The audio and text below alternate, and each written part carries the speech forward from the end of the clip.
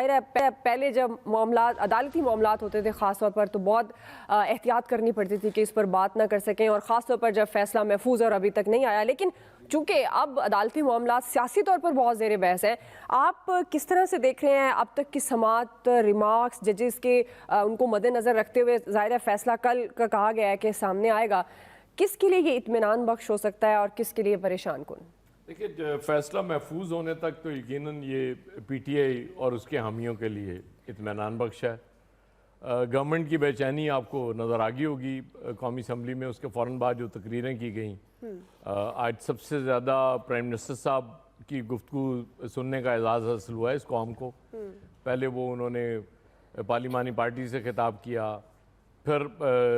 قومی اسمبلی میں ایک دفعہ خطاب کے لیے کھڑے ہوئے، اس کے بعد پھر جب اسد محمود صاحب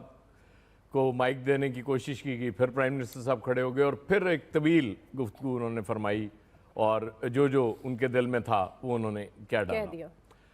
اب مسئلہ یہ ہے کہ گورنمنٹ جب یہ کہا جاتا ہے کہ جی یہ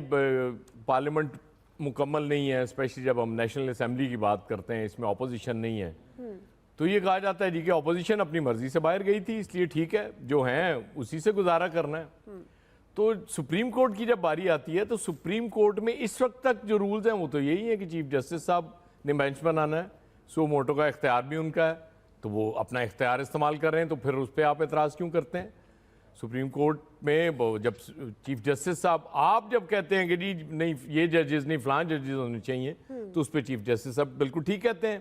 کہ جی آپ اپنے ججز اپنی مرضی کے ججز سے فیصلہ کیوں کرانا چاہتے ہیں. یہ جب سے ابھی زیادہ دن تو خیر نہیں ہوئے، بڑی جلدی میرے حساب سے فیصلہ جلدی محفوظ ہو گیا. میں ابھی ایکسپیکٹ نہیں کر رہا تھا کہ اتنی جلدی سماعت مکمل ہو جائے گی. جی جتنا پریشرائز کرنے کی کوشش یہ کر سکتے تھے چیف جسٹس کو انہوں نے کر لی. ایک کیمپین سوشل میڈیا پہ وہ کل بھی کمال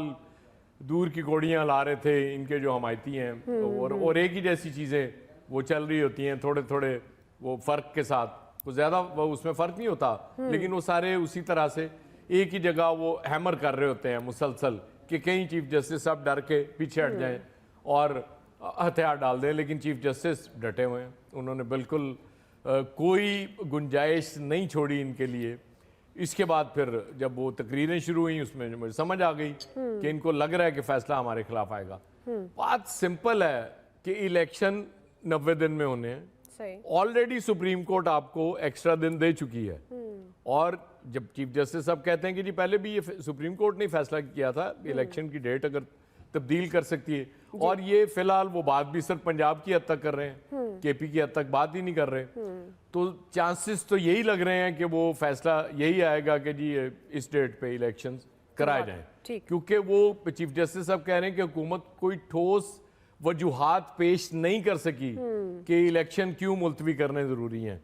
حکومت تقریریں بڑی اچھی کر رہی ہے، بڑے تابڑ توڑ حملے کیے جا رہے ہیں، لیکن لٹرلی کوئی دلیل اس میں ایسی نہیں ہے سوائے اس کے کہ وہ کل ایک جو منسوب ہوئی پرائم منسٹر صاحب سے، اور اس کے بعد پھر انفارمیشن منسٹر نے وہ واپس لے لی وہ الیکشن نہ کرانے کے حوالے سے. تو وہ صرف اس حد تک یہ کہہ رہے ہیں کہ جی الیکشن نہیں. کیوں الیکشن نہیں کرانے؟ اس لیے کہ ہمارا مخالف اس وقت چونکہ لگتا ہے جیت جائے گا، ہمیں الیکشن ہم چونکہ افورڈ نہیں کرتے، ہم ہار جائیں گے، اس لیے ہمیں الیکشن نہیں کرانے، اور الیکشن نہیں کرانے تو پھر نہیں کرانے. اب دیکھنا تو یہی ہے جب سپریم کورٹ فیصلہ دے گی اگر الیکشن کرانے کے حوالے سے، تو پھر یہ حکمران کیا کرتے ہیں. تیاریاں بہرحال انہوں نے کی ہوں گی، یہ تو ظاہر ہے کبھی ہوا نہیں کہ انہوں نے ہوم ورک بڑے اچھے طریقے سے نہ کیا ہو، کیونکہ سارے انہوں نے وہ گھر اپنے پورے رکھنے ہوتے ہیں. اس دفعہ دیکھتے ہیں کہ یہ پھر ایک دفعہ 97 کی طرح جیت جائیں تو جیت جائیں. بہرحال فیصلہ تو مجھے ان کے خلاف ہی آتا ہوا نظر